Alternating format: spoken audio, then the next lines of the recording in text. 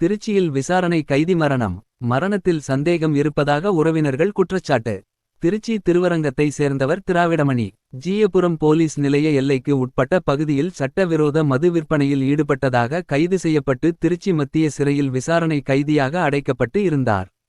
இந்த நிலையில் அவருக்கு திடீரென நெஞ்சுவலி ஏற்பட்டதாக கூறப்படுகிறது. இதையடுத்து சிறை மருத்துவர் பரிசோதனை செய்தனர். அவரது உடல்நிலை மோசமாக இருந்ததால் உடனடியாக திருச்சி அரசு மருத்துவமனைக்கு கொண்டு செல்ல மருத்துவர் அறிவுறுத்தினார். இதையடுத்து திராவிடமணியை வாகனம் மூலம் திருச்சி அரசு மருத்துவமனைக்கு சிகிச்சைக்காக கொண்டு சென்றனர். அங்கு மருத்துவமனையில் அவரை பரிசோதித்த மருத்துவர்கள் அவர் இறந்துவிட்டதாக தெரிவித்தனர். இந்த சம்பவம் குறித்து கே நகர் போலீசார் விசாரணை நடத்தி வருகின்றனர்.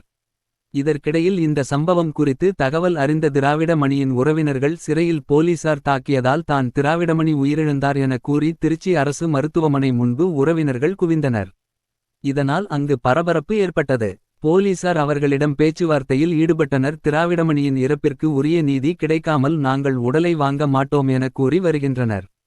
அவர்களிடம் போலீசார் தொடர்ந்து பேச்சுவார்த்தை நடத்தி வருகிறார். இறந்தவருக்கு மனைவி, 2 பெண் குழந்தைகள், ஒரு ஆண் குழந்தை உள்ளனர். அவரது குடும்பத்திற்கு அரசு உதவி செய்ய வேண்டும் என கேட்டுக்கொண்டனர்.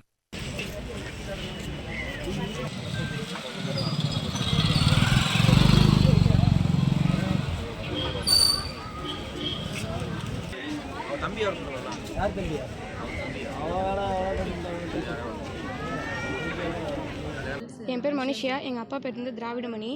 நான் வந்து வியாழக்கிழமை சாயந்தரம் ஸ்கூல் விட்டு வந்துட்டு இருந்தேன். பஸ்ஸில் வந்துட்டு இருக்கும்போது முத்தரசன் வந்துட்டோம். அங்கே வந்து கேட் போட்டிருந்தாங்க. எங்கள் கேட்டுக்கு இந்த சைடு வந்து ஆப்போசிட் சைடு வந்து பஸ்ஸு, ஆட்டோ, கார் எல்லாம் நின்றுட்டு இருந்துச்சு. நான் வந்து பஸ்ஸில் முன்னாடி உட்காந்துட்டு இருந்தேன். அப்போ வந்து ஒரு போர்டு மறைச்சிட்டு இருந்துச்சு. அந்த போர்டுக்கு அந்த சைடு வந்து சண்டை நடந்துடுச்சு. அந்த போர்டு மறைச்சிட்டு இருக்கவும் எனக்கு என்ன சண்டைன்னு தெரியல. சரி நானும் என்ன சண்டைன்னு பார்ப்போம்னு சொல்லி எட்டி பார்த்தப்ப 2 போலீஸ் வந்து மப்டியில் இருந்தாங்க. அந்த 2 பேர் வந்து எங்கள் அப்பாவை பிடிச்சி சட்டையை பிடிச்சி இழுத்து அடித்து ஆட்டோவில் ஏற்றுற நான் பார்த்தேன். சரி நான் இறங்கி போகலான்னு பார்க்குறதுக்குள்ளே ட்ரெயின் வந்துருச்சு. டக்குன்னு ட்ரெயின் வந்தோடனே ட்ரெயின் போனதுக்கப்புறம் கேட் எடுத்துட்டாங்க. பஸ்லேருந்து கீழே இருக்க முடியாதுன்னு சொல்லிட்டு பஸ்லேயே இருந்தேன். அப்புறம் பஸ் எடுத்துருச்சு. அதுக்கப்புறம் அந்த 2 பேரும் ஆட்டோவில் ஏற்றிட்டு அப்பாவை கூட்டிகிட்டு போயிட்டாங்க. அதை நான் வீட்டுக்கு வந்து அம்மாட்ட சொன்னேன். அம்மாவும் அப்பாவுக்கு ஃபோன் பண்ணி பார்த்தாங்க. ஃபோன் எடுக்கவே இல்லை. அப்புறம் 7:30 மணி போல் ஃபோன் பண்ணி சொன்னாங்க சித்தப்பா எங்களுக்கு.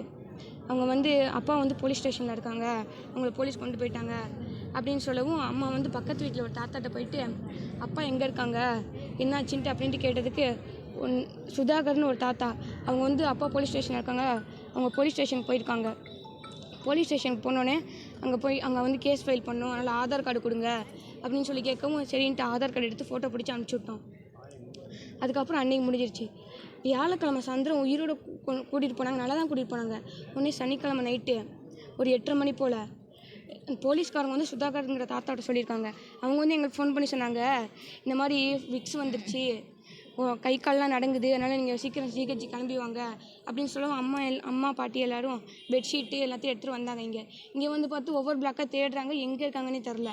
அதுக்கப்புறம் பார்த்தா ஒருத்தவங்க சொன்னாங்க, அப்பா வந்து கொண்டு வந்த உடனே இறந்து போனவங்களா இருக்க இடத்துல கொண்டு போய் போட்டாங்க அப்படின்ட்டு சொன்னாங்க. அவங்க சொன்னதும் அப்புறம் நேற்றுலேருந்து நைட்டு ஃபுல்லாக பார்க்கவே விடல, காலையிலையும் பார்க்க விடல. காலையில் நாங்கள் எங்கள் ஜிஹெச்சுக்கு வந்துட்டோம். இங்கே வந்து எங்களை பார்க்க விடல. அதுக்கப்புறம் எல்லோரும் போராட்டம் பண்ணதுக்கப்புறம் தான் கொஞ்சம் பார்க்க விட்டாங்களே. ஃபஸ்ட்டு ஐஸில் போட்டு வச்சிருந்தனால அடித்ததெல்லாம் தெரில. திரும்ப 2வது தடவை பார்க்கும்போது தான் அடிச்சிருக்காங்க, காலெல்லாம் உடைச்சிருக்காங்க, அதெல்லாம் தெரிஞ்சிச்சு. எங்களுக்கு என்ன நன்மைங்க, எங்களுக்கு யாருமே இல்லைன்னு சொல்லு. எங்களுக்கு யாருமே இல்லை. அப்பா சம்பாதிச்சு கொண்டு வந்து கொடுக்கறதுல மட்டும் தான் படிப்பு செலவு, சாப்பாடுக்கு இதெல்லாம் இருக்குது. இப்போ அப்பாவும் இல்லை. இப்போ அம்மா வீட்டில் தான் இருப்பாங்க. அம்மாவால் என்ன பண்ண முடியும்னு தெரில.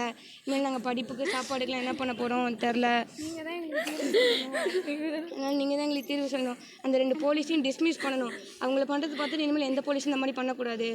திருச்சியில் விசாரணை கைதி மரணம்.